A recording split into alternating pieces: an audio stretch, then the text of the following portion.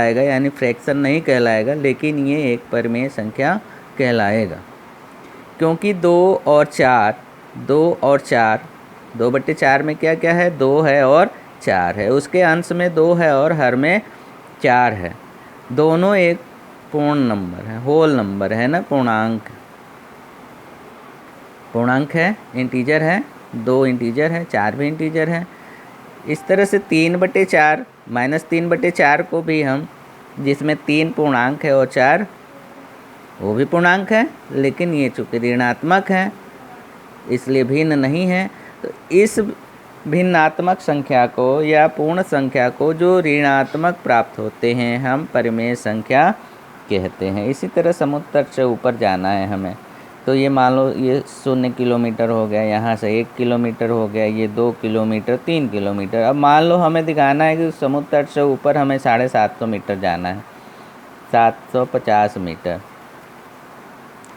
तो इस 750 मीटर को हम कैसे फ्रैक्शन के रूप में दिखाएंगे, यानी 1 का कौन सा भाग है, ये 1 का 3/4 भाग है 750 मीटर। तो 1 का 3/4 भाग 750 मीटर है। इसको हम ऊपर की तरफ जा रहे हैं इसलिए ये धनात्मक हो गया। अगर नीचे की तरफ आएंगे तब क्या होगा, समुद्र तल से नीचे जाएंगे तो ये ऋणात्मक हो जाएगा।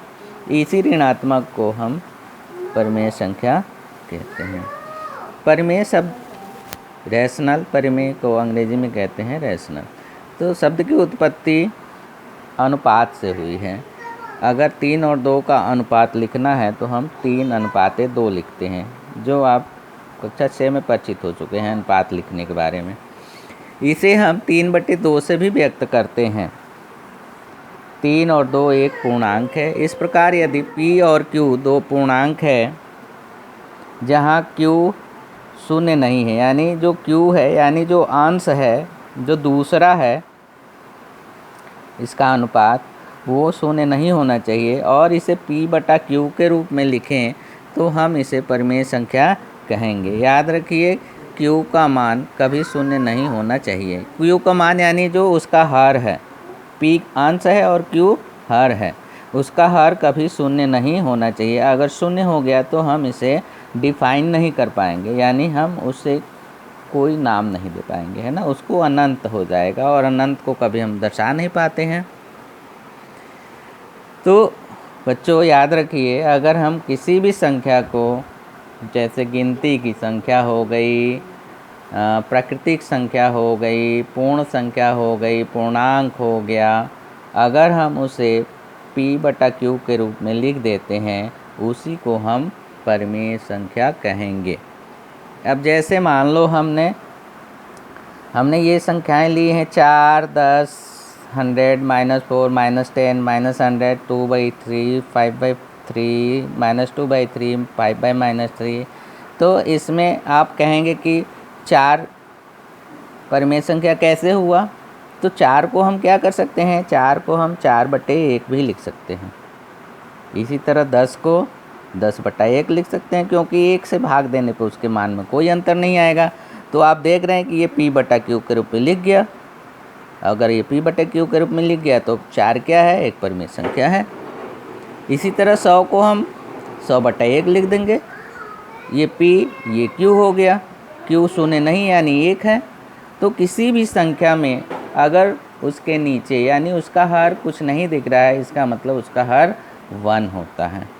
तो अगर उसका हर 1 है तो हम कह देंगे कि वो P/Q के रूप में लिखा गया है और वो एक परिमेय संख्या है। अब आप जानते हैं ये ऋणात्मक परिमेय संख्या है, ये ऋणात्मक परिमेय संख्या है।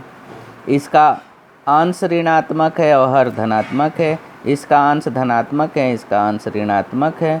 इसका अंश और हर दोनों धनात्मक है, इसका अंश और हर दोनों धनात्मक है। इस प्रकार हम परिमेय संख्याओं को व्यक्त कर सकते हैं।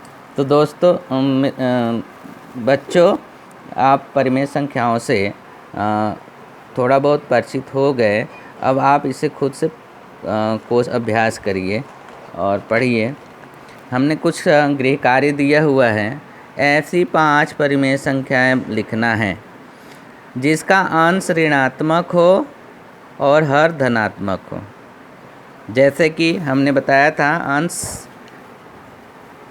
अंश यानी ऊपर की संख्या एक ऋण संख्या हो और नीचे की संख्या धन संख्या हो। दूसरा है प्रश्न जिसका अंश धन पूर्ण संख्या हो और निचला जो यानी उसका हर है वो ऋणात्मक पूर्णांक हो। ऐसी संख्या लिखना है जिसका अंश और हर दोनों ऋणात्मक पूर्णांक हो। ऐसी संख्या लिखना है जिसका अंश और हर दोनों धनात्मक पूर्णांक हो। तो बच्चों आज के लिए इतना ही, कल फिर मिलते हैं। धन्यवाद आपको।